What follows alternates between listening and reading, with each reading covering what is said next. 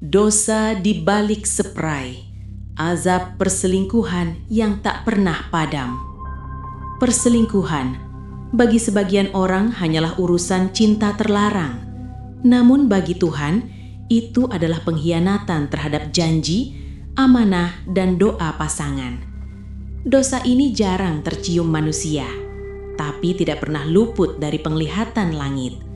Sebelum lanjut pada ceritanya, bantu subscribe, like, dan komentar. Malam itu, hujan turun tanpa suara petir.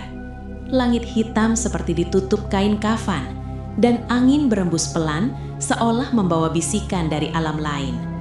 Orang-orang di kampung Karangjati percaya, dosa yang disembunyikan rapat-rapat akan tetap dicium oleh langit. Terutama dosa perselingkuhan, karena bagi sebagian orang, selingkuh hanyalah urusan cinta, tapi bagi Tuhan itu adalah pengkhianatan, pengotoran janji, dan perusakan amanah.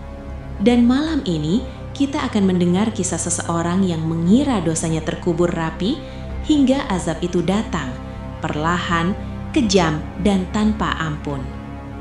Rumah tangga yang tampak sempurna. Arman dikenal sebagai pria baik, pegawai kantor kecamatan, rajin sholat di masjid, sopan pada tetangga. Istrinya, Sari, adalah wanita lembut, setia, sederhana, dan selalu menyambut Arman dengan senyum meski hidup mereka pas-pasan. Tak ada yang tahu, di balik rumah tangga yang tampak tenang itu, Arman menyimpan dosa yang terus tumbuh seperti bangkai di ruang tertutup. Semua bermula saat ia mengenal Rina, rekan kerjanya, janda muda, cantik, dan pandai memuji. Awalnya hanya obrolan ringan, lalu pesan singkat, kemudian panggilan larut malam.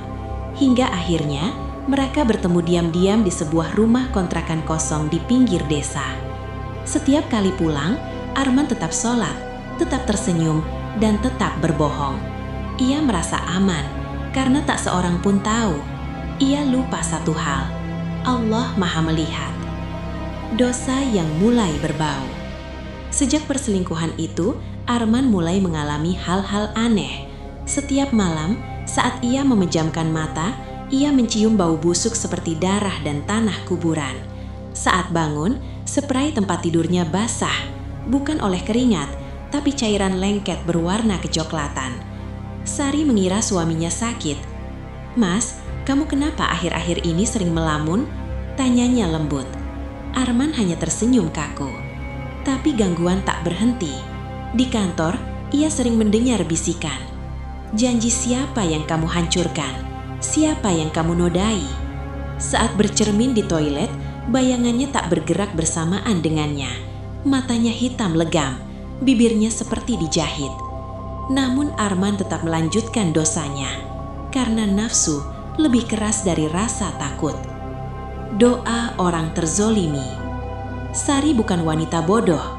Ia mulai menemukan tanda-tanda, parfum asing, ponsel yang dikunci, dan perubahan sikap suaminya. Suatu malam, Sari menangis dalam sujudnya, bukan dengan teriakan, bukan dengan sumpah serapah, tapi dengan doa lirih yang keluar dari hati yang hancur. "Ya Allah, jika dia benar mengkhianatiku, maka sadarkanlah dia.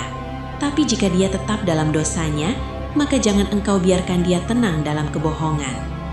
Doa itu naik ke langit, dan langit tidak pernah menunda keadilan. Azab itu dimulai. Beberapa hari kemudian, Arman mulai mengalami lumpuh sementara setiap selesai berzina dengan Rina. Kakinya kaku, tangannya gemetar, dadanya sesak seperti diinjak batu nisan.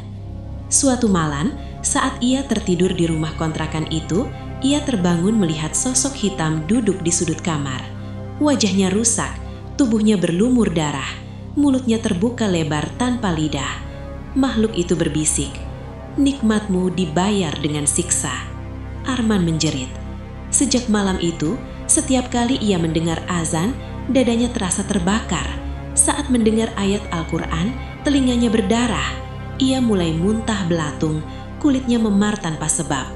Namun ia masih menyembunyikannya, karena dosa selalu ingin tetap tersembunyi. Terbukanya semua kebusukan. Hingga suatu pagi, Arman pingsan di masjid. Saat dibawa ke rumah, dari mulutnya keluar kata-kata aneh. "Jangan ambil aku masih ingin hidup." Seorang ustadz dipanggil. Saat ruqyah dibacakan, Arman menjerit keras. Bukan teriakan manusia, tapi raungan penuh ketakutan. Akhirnya, di hadapan Sari, keluarganya dan ustadz, Arman mengaku semuanya.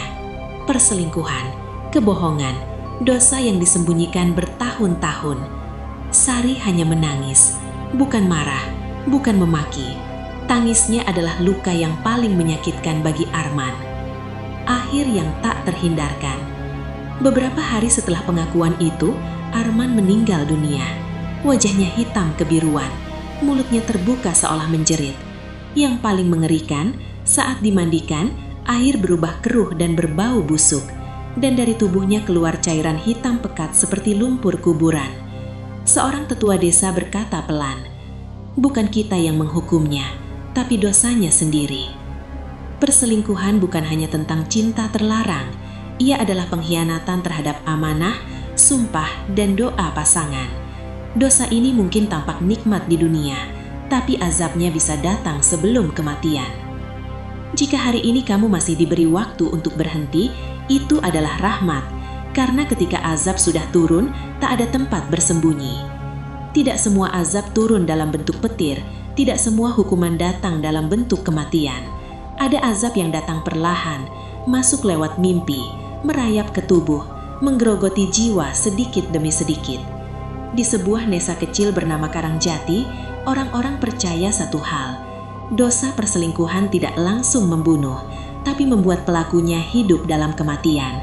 Dan kisah ini adalah tentang seorang laki-laki yang mengira perselingkuhan hanyalah kesalahan kecil, hingga Allah memperlihatkan betapa mahal harga dari kenikmatan yang haram. Pria baik di mata manusia. Nama pria itu Arman. Di mata warga, Arman adalah suami idaman. Rajin ke masjid, tidak pernah bicara kasar, selalu menunduk saat lewat orang tua. Istrinya, Sari, wanita sederhana, menikah dengannya sejak nol, mencuci bajunya, menyiapkan makannya, dan selalu mendoakan suaminya dalam setiap sholat. Tak ada yang tahu bahwa di balik peci dan sajadah, Arman mulai menyimpan api kecil bernama nafsu. Api itu muncul saat ia mengenal Rina, janda muda, cantik, dan pandai memuji. Awalnya hanya obrolan ringan, lalu pesan singkat, kemudian panggilan larut malam. Hingga akhirnya mereka bertemu diam-diam di sebuah rumah kontrakan kosong di pinggir desa. Setiap kali pulang, Arman tetap sholat, tetap tersenyum, dan tetap berbohong. Ia merasa aman karena tak seorang pun tahu. Ia lupa satu hal, Allah Maha Melihat. Dosa yang mulai berbau. Sejak perselingkuhan itu, Arman mulai mengalami hal-hal aneh. Setiap malam, saat ia memejamkan mata, ia mencium bau busuk seperti darah dan tanah kuburan. Saat bangun, seperai tempat tidurnya basah, bukan oleh keringat, tapi cairan lengket berwarna kecoklatan. Sari mengira suaminya sakit. "Mas, kamu kenapa akhir-akhir ini sering melamun?" tanyanya lembut. Arman hanya tersenyum kaku. Tapi gangguan tak berhenti. Di kantor, ia sering mendengar bisikan. "Janji siapa yang kamu hancurkan? Siapa yang kamu nodai?" Saat bercermin di toilet, bayangannya tak bergerak bersamaan dengannya. Matanya hitam legam, bibirnya seperti dijahit. Namun Arman tetap melanjutkan dosanya, karena nafsu lebih keras dari rasa takut. Doa orang terzolimi. Sali bukan wanita bodoh. Ia mulai menemukan tanda-tanda, parfum asing, ponsel yang dikunci, dan perubahan sikap suaminya. Suatu malam, Sari menangis dalam sujudnya, bukan dengan teriakan, bukan dengan sumpah serapah, tapi dengan doa lirih yang keluar dari hati yang hancur. "Ya Allah, jika dia benar mengkhianatiku, maka sadarkanlah dia. Tapi jika dia tetap dalam dosanya, maka jangan Engkau biarkan dia tenang dalam kebohongan." Doa itu naik ke langit, dan langit tidak pernah menunda keadilan. Azab itu dimulai.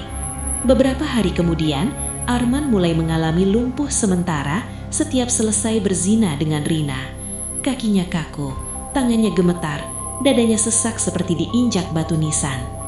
Suatu malam, saat ia tertidur di rumah kontrakan itu, ia terbangun melihat sosok hitam duduk di sudut kamar. Wajahnya rusak, tubuhnya berlumur darah, mulutnya terbuka lebar tanpa lidah. Makhluk itu berbisik, "Nikmatmu dibayar dengan siksa." Arman menjerit. Sejak malam itu, setiap kali ia mendengar azan, dadanya terasa terbakar. Saat mendengar ayat Al-Quran, telinganya berdarah. Ia mulai muntah belatung, kulitnya memar tanpa sebab. Namun ia masih menyembunyikannya. Karena dosa selalu ingin tetap tersembunyi. Terbukanya semua kebusukan. Hingga suatu pagi, Arman pingsan di masjid. Saat dibawa ke rumah, dari mulutnya keluar kata-kata aneh. "Jangan ambil